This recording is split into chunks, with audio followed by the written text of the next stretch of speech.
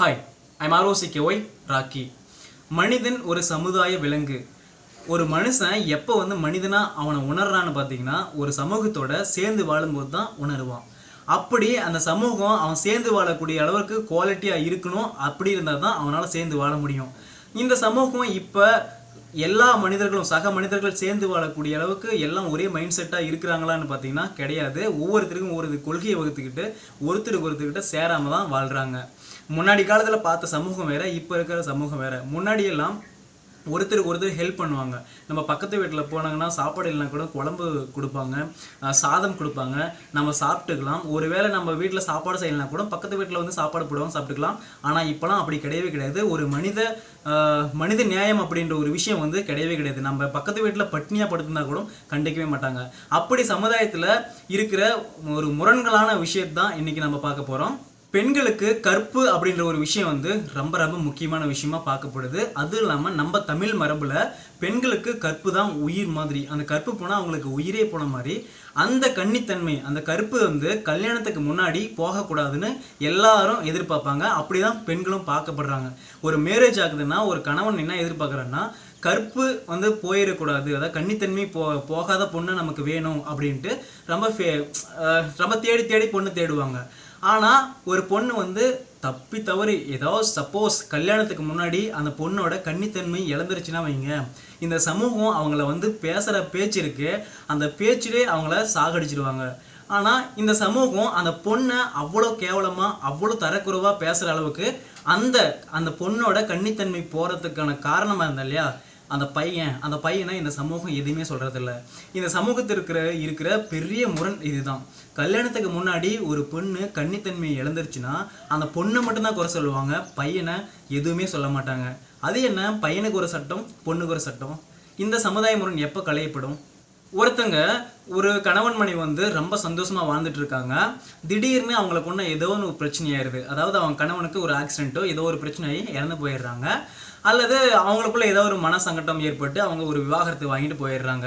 அப்போ அந்த பொண்ணு விதவை ஆயிடுறாங்க. எல்லாம் வாழாவெட்டின்னு சொல்லுவாங்க இல்லையா, அந்த வாழாவெட்டின்ற மாதிரி வாழ்ந்துட்டு இருப்பாங்க. ஆனால் அந்த பொண்ணு பார்த்தீங்கன்னா நல்லா தான் வாழும். சமுதாயத்தில் எந்த ஒரு குறையும் சொல்ல முடியாத அளவுக்கு பெத்த பிள்ளைய வளர்ப்பாங்க. ரொம்ப கஷ்டப்பட்டு ஒழுக்கமாக நாகரிகமாக வாழுவாங்க.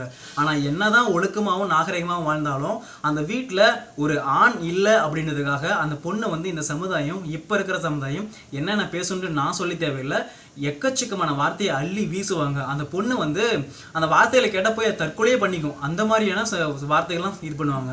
ஏன்னா ஒரு விதவை முன்னாடி நம்ம ஊரில் பார்த்தீங்கன்னா ஒரு விதவை நமக்கு முன்னாடி நடந்து வந்தால் கூட அவங்க மூச்சில் முழிக்கக்கூடாது அப்படின்றதுக்காக கீழே குனிஞ்சிட்டே போவாங்க. ஐயோ இவ வந்ததில்ல, இவள் மூஞ்சில் முடிச்சா எதுவுமே நடக்காது அப்படின்னு திரும்பிட்டு போவாங்க. நல்லா யோசிச்சு பாருங்கள், விதவைகள் மூஞ்சில் முடிச்சா நீங்கள் எதுவும் நடக்காது, ஐயோ நெல்லக்கரை இது போகிறோம், இது நடக்காது அப்படின்ட்டு நீங்கள் ஃபீல் பண்ணுறீங்க. உங்கள் வீட்டில் சப்போஸ் உங்கள் அம்மாவோ உங்கள் பாட்டியோ இல்லை உங்கள் தங்கச்சியோ உங்கள் அக்காவோ யாராவது கணவன் இழந்து இருந்தாங்கன்னா அதுக்கு என்ன பேர்? தினமும் எழுந்து காலையில் அவங்க மூஞ்சில் தானே முழிப்பீங்க. அப்போ அந்த நல்ல காரியம் உங்களுடைய வாழ்க்கையை தடைப்பட்டு போயிடுமா, இல்லை நீங்கள் என்ன இறந்து போயிடுவீங்களா? இந்த முரண் சமுதாயத்தில் எப்போ களையப்படுன்னு தெரியல. இது ஒரு மிகப்பெரிய ஒரு முரணாக இருக்குது. ஏன்னா விதவைகள் மூஞ்சில் முடிச்சா என்னதான் நடந்துடும்? உங்கள் வீட்டில் இருக்கிற விதவைகள் அவங்க கண்ணுக்கு தெரியாது. மற்றவங்க வீட்டில் விதவைகள் இருந்தால் மட்டும் அவங்க மூச்சில் முடிக்கக்கூடாதுன்னு அவங்கள ஏளனமாக பேசுவாங்க. அதாவது அவங்க கணவன் இல்லை அப்படின்றதுக்காக அவங்க ஒழுக்கத்து மேலே தாக்குதலை ஏற்படுத்துவாங்க, சொற்களால் தாக்குதல் கொடுப்பாங்க. அவங்க அந்த பெண்மணி விதவையானாலும் சரி விவாகரத்தானாலும் சரி ரொம்ப ஒழுக்கமாக நடந்துக்குவாங்க. அந்த பொண்ணு மேலே வீணாக குற்றத்தை சுமத்துவாங்க.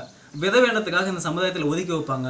ஒரு கல்யாணத்துக்கு போக முடியாது, ஒரு காதுகுத்துக்கு போக முடியாது, ஒரு நல்ல காரியத்துக்கு போக முடியாது. நல்ல காரியத்துக்கு போகிறவங்க முன்னாடி வந்தால் கூட அந்த பொண்ணு கேவலமாக பேசுவாங்க. ஏன் அப்படின்னு கேட்பாங்க. இந்த முரண் சமுதாயத்தில் மிகப்பெரிய முரணாக இருக்குது. பெண்களுக்கு இது கையில் எம்டியாக விட்டு ஒரு விலங்கு கையில் உடம்பு முழுக்க ஒரு விலங்கு போட்டுன மாதிரி தான் இந்த ஒரு செயலை நான் பார்க்குறேன். இது சமுதாயத்தில் இருக்கிற மிகப்பெரிய ஒரு முரண். இதை களையப்பட வேண்டிய தேவை இப்போக்கி இருக்குது இந்த சமூகத்தில்.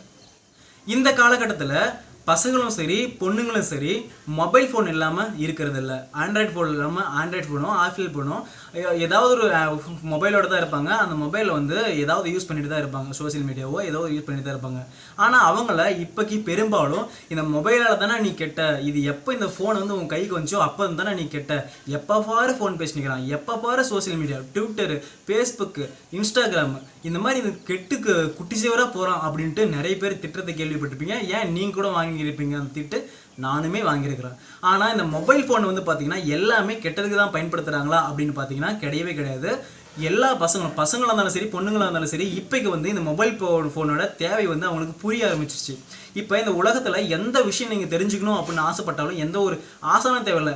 மொபைல் வந்து இப்போ பார்த்தீங்கன்னா ஒரு குருவாக செயல்படுது, ஒரு ஆசிரியராக செயல்படுது. எந்த விஷயத்தை நீங்கள் தெரிஞ்சுக்கணும்னு சொன்னாலும் அதை நம்ம மொபைல் கிட்ட கேட்டால் நமக்கு எடுத்துகிட்டு வந்து காட்டுது. நிறைய ஃபியூச்சர்ஸ் வந்து மொபைல் இருக்குது.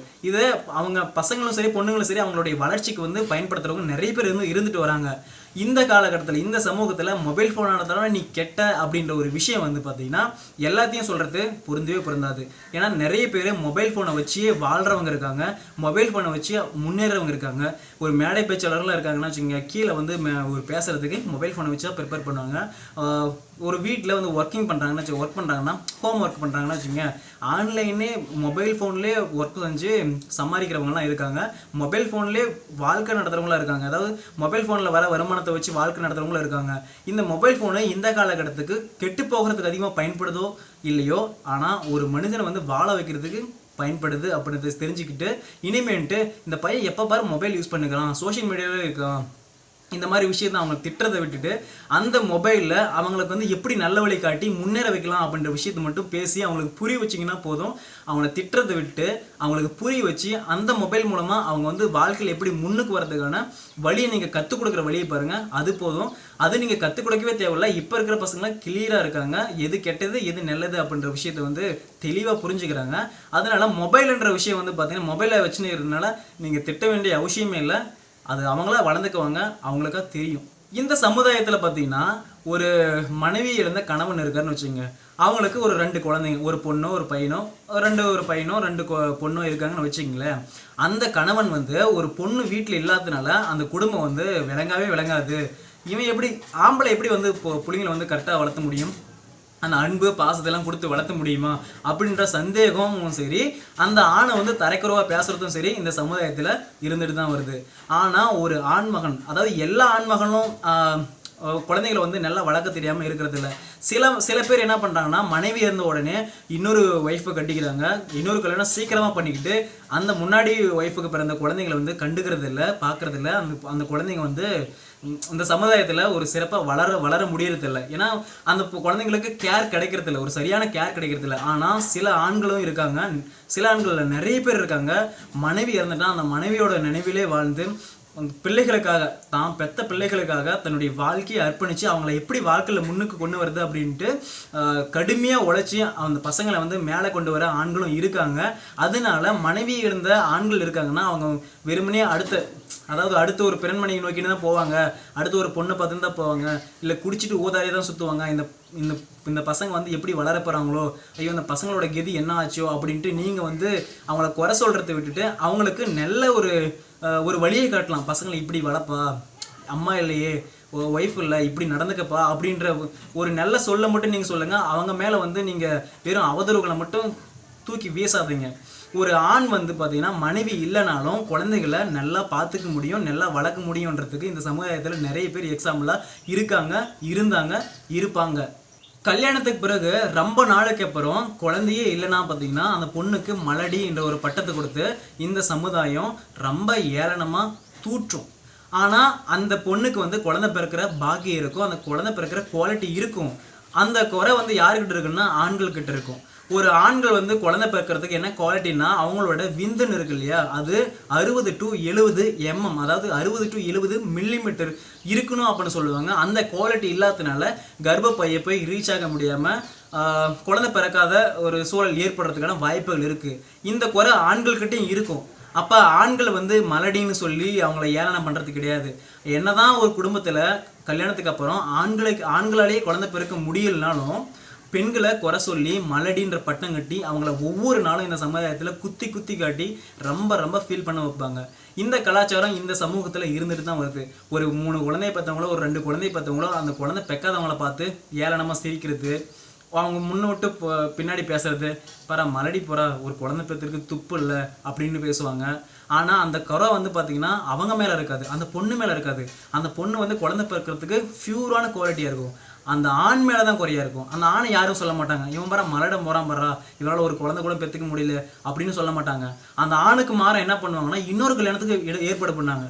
அந்த ஆணால் குழந்தை பெக்கிறதுக்கு தன்மை இல்லை, குழந்தை பெக்கிற அந்த விந்தனோட அந்த எம்எம் சரியாக இல்லை. அதனால அந்த ஆணுக்கு எத்தனை பொண்ணுங்களை கட்டி வச்சாலும் குழந்தை பெக்கிறது ரொம்ப கஷ்டம், குழந்தை பெற்றுக்கிறது ரொம்ப கஷ்டம். ஆனால் இந்த பொண்ணு மேலே வெறும் அவதூறுகளை தூவி இந்த பொண்ணு ஓரமாக ஒதுக்கி வச்சுட்டு அந்த ஆணுக்கு வந்து இன்னொரு பொண்ணை கட்டுற விஷயம்லாம் இந்த சமுதாயத்தில் நடந்துட்டு தான் இருக்குது. அதை நீங்கள் கூட கண் கூட உங்களை சுற்றி கூட பார்ப்பீங்க. ஆனால் அந்த குறை வந்து ஆண்கள்கிட்ட தான் இருக்குது அப்படின்றத இந்த சமுதாயம் எடுத்துக்காது, பொண்ணை மட்டும் தான் கை கட்டுவாங்க. அதே அந்த பொண்ணு நீங்கள் வந்து மலடின்ற பட்டம் கட்டி நீங்கள் ஓரமாக ஒதுக்கி வச்சிட்டிங்கன்னா வச்சுங்க, அந்த பொண்ணு வேறு ஆண்களை கட்டிக்காது. அதே வேறு ஆண்களை அந்த பொண்ணு கட்டிக்கினா வச்சுங்க, கண்டிப்பாக குழந்தை பெற்றுக்க முடியும், ஆனால் கட்டிக்கிறது இல்லை. உங்களுக்கெல்லாம் அந்த மாதிரி நீங்கள் ஒதுக்கி வைக்கிற பொண்ணுங்கள்லாம் வேறு ஆண்களை கட்டிக்கின்னு ஒரு குழந்தை பெற்று காட்டினா தான் உங்களுக்கெல்லாம் அறிவு வரும்னு நினைக்கிறேன். நீங்கள் அந்த மாதிரி இந்த மலடின்ற பட்டம் கட்டுற விஷயத்தெல்லாம் இப்போ சமுதாயத்தில் நீங்கள் யாரும் பேச வேண்டிய அவசியம் இல்லை, பேசாதீங்க. ஏன் சொல்கிறேன்னா வச்சுங்க, மலடின்ற ஒரு விஷயம் வந்து இப்போ இல்லை, எத்தனையோ வழியில் குழந்தை பெற்றுக்க முடியும்ன்றத நீங்கள் தெரிஞ்சுக்கோங்க. அதே மாதிரி குழந்தை பெக்கிறதுக்கு பொண்ணு மட்டுமே காரணம் இல்லை அப்படின்றத தெரிஞ்சுக்கோங்க. பசங்க மேலேயும் நிறைய 50% பசங்க 50% பொண்ணுங்களாக இருக்கும். பொண்ணுங்க வந்து ஃபியூராக இருந்து பசங்க வந்து குறையாக இருக்கிறது சமுதாயத்தில் இருந்துட்டு தான் இருக்குது. வெறுமனே பொண்ணுங்க மட்டும் இந்த மலடின்ற பட்டத்தை கட்டுற வேலையை விட்டுருங்க. இந்த சமுதாயத்தில் பார்த்தீங்கன்னா பல பேர் என்ன பண்ணுறாங்கன்னா, அடுத்தவங்க என்ன சொல்லிடுவாங்களோ, அடுத்தவங்க இதை சொல்லிடுவாங்களோ, அடுத்தவங்க இது மாதிரி சொல்லிடுவாங்களோ, ஐயோ நாம் இப்படி போகிறோமே, இவன் என்ன நினைப்பான், அவன் என்ன நினைப்பான் அப்படின்னு தான் நம்ம வாழ்கிறோம். நமக்காக நம்ம எப்போவுமே வாழ்கிறதே இல்லை. இந்த உலகத்தில் எப்போ நமக்கு ரொம்ப சந்தோஷம் கிடைக்கும் அப்படின்னு நீங்கள் தெரிஞ்சுக்கணும்னு ஆசைப்பட்டீங்கன்னா, நீங்கள் உங்களுக்காக வாழக்குள்ள மட்டும்தான் உங்களுக்கான அந்த சந்தோஷம் மகிழ்ச்சின்றது ஃபியூராக கிடைக்கும் அப்படின்றத சொல்லி இந்த வீடியோ முடிக்கிறேன். நன்றி.